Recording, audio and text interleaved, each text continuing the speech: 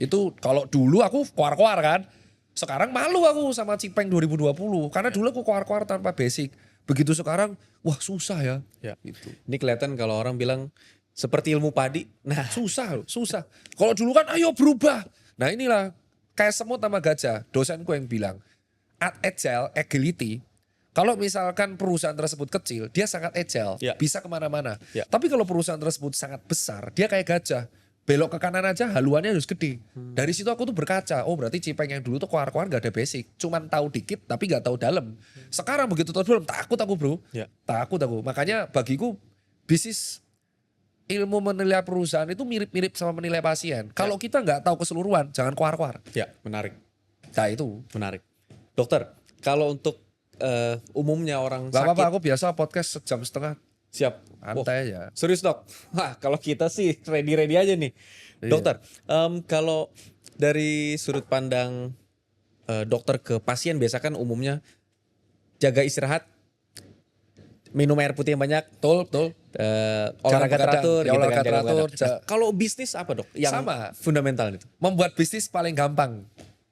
Karena ide semua orang punya. Oke. Ide itu aman. Tinggal kumpulkan modal yang cukup, jadi bisnismu. Selesai. The most important thing habis itu adalah financial statement. Oke.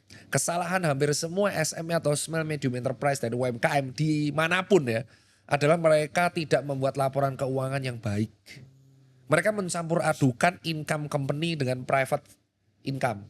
Jadi uang perusahaan masuk saat itu udah harus habis. Ada yang buat kebutuhan, Iya. tidak ada yang disisakan untuk company. Akhirnya growth-nya 0.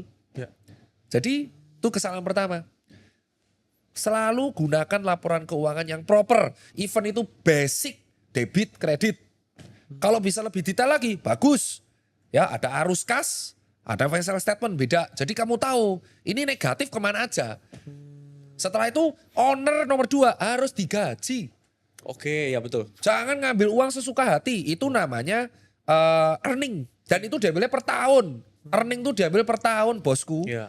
Ya, ada lagi return earning, sebagian earning yang disampaikan ke perusahaan. Ya. Owner tuh digaji. Itu jatahmu tiap bulan. Ya. Sisanya diserap oleh perusahaan, baru tiap tahun kau ambil. Sesuai dengan bagian sahammu. Ya. Yang nomor 3, jangan buru-buru scale up. Karena bisa jadi scale up itu belum tentu dibutuhkan. Makanya gunakan decision analysis yang benar. Gitu. Menarik. Jangan buru-buru scale up. Iya. Biasanya kalau dari sudut pandang dokter ke klien, indikasinya apa ketika dia udah oke untuk scale up? Selain financial statement-nya hijau. SDM.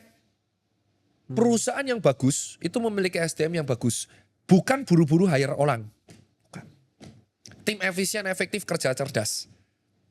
Itu yang benar. Contoh. Oke, kita ambil ini terlepas dari brand. Ya. Saya jual tanaman. Oke. Tanaman ini saya pupuk. Di pot. Keren kan pot? Wah tanamannya bagus. Ada venture capital datang. Ya. Mau scaling up dia. Ya. Oke, saya kasih 1 miliar. Orang ini tolol, gak tahu cara ngolahnya. Orang ini tolol, gak tahu cara ngolah 1M itu buat apa. Kesenengan dia. Yang dia lakukan pertama, dia gak konsul sama ahli pertanian dan pertamanan. Dia langsung beli pot semua yang banyak. Oke. Terus dia lupa bahwa tidak semua pot ini, kalau beli pot harus beli bijinya, beli tanahnya, beli pupuknya, dan musimnya. Ternyata duitnya sudah habis untuk beli pot sama beli biji-bijian. Belum beli orang yang ngurus tamannya, ternyata hujan badai, dia tidak memandang faktor. Apa artinya? Dia nggak siap. Ya. Jadi intinya sebelum kamu scaling up, ilmu otakmu sebagai owner yang di scaling up. Paham. Mau itu lewat sekolah, mau itu short course atau experience terserah. Ya. Kan tidak harus sekolah untuk Ya. update itu semua. Lah otakmu aja baru setahun, kau pengalaman dagang baru 2 tahun. Terus disuntik 10 juta dolar. Benar, paham. Sekarang ditanya kan, kalau kita bertanya orang kaya zaman dulu itu rata-rata historinya from zero semua. Ya. Wow, kisah suksesnya saya pedagang asongan, sekarang pedagang kopi keliling jadi kapal api, ya kan? Atau ada pedagang rokok jadi jarum, terus Ya. sekarang dia main revenue-nya di mana-mana, nggak hanya dari rokok, rokoknya down, dia punya bank. Nah dia tuh pengalaman bisnisnya baru less than 10 years. Terus tidak belajar. Timnya aja seadanya, diinvest puluhan juta dolar.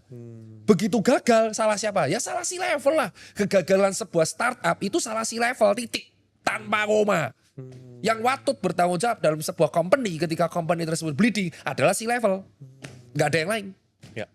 Loh kenapa C-level? Karena dia yang milih, dia Ya. bertanggung jawab. Lu tuh ada di C-level, ada alasan tersendiri. Ya. Maka kalau lu tidak siap di posisi C-level, jangan ambil. Ya.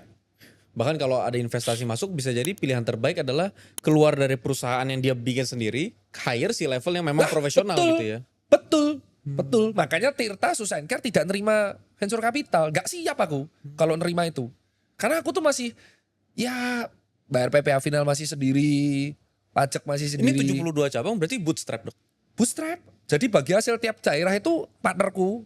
Ya IP-nya memang aku. Iya, iya, iya. Tapi per daerah itu partneran. Oke. Dia yang buka ruko, Iya. dia yang bayar, tapi sharing profit. Jadi bukan franchise. Oke. Dan itu juga Makanya dokter pilih-pilih bertanya tuh banget ya. bayangin aku tuh 11 tahun Susan Care. Cuman mentok 70 ya sekarang jadi 65 sih. Soalnya disuruh dosenku nutup 7. Kenapa dok? Karena terlalu berdekatan, ada yang bilus di mall, ada yang bilang menarik. delivery service. Dan masing-masing toko tuh nyetor PPH final masing-masing 0,5%. Ya. Nah, karena aku nggak siap gitu loh. Kalaupun nanti suatu saat Susan Care menjadi gede banget, ya aku resign. Tak pasarin ke orang yang paham, Iya, si iya, level. Karena aku belum siap di posisi itu. Di Kika Iya. Venue aja aku cuma business advisor. Ya. Nah kesalahan owner adalah begitu di-invest, Iya. dia merasa, wah gagah. Cari validasi. Enggak coy. Iya iya iya benar. Perusahaanmu tuh bleeding. Iya iya iya iya iya. Perusahaanmu tuh bleeding. Dan- Kalau kamu diinvest, Benar, benar. berarti artinya perusahaanmu valuasinya gede kan? Iya. Mundur. Iya. Kau jadi komisaris, si levelnya kasih orang yang proper. Itu yang bener. Lah kamu owner rangkap si level. Steve Jobs mundur. Alasan Steve Jobs mundur itu karena muak sama timnya. Belajarlah dari orang. Jadi nggak ada yang salah. Perusahaan kita diinvest, saya owner. Tapi si levelnya orang lain. Iya benar. Menarik menarik menarik. Itu. Tapi kesalahannya scaling up Ya. UMKM itu begitu diinvest seneng dia. Ya. Weh, itu bukan duitmu mas. Saya ingatkan, ketika kamu diinjek itu bukan duitmu mas. Ya. Dan kamu bertanggung jawab mengembalikan itu. Entah itu dalam bentuk valuasi, saham, open, Ya. open company, open public, atau dalam bentuk earning, Ya. terserah. Dan investor tuh berhak mengevaluasi itu. Ya. Dan kalau sampai bleeding itu salahmu.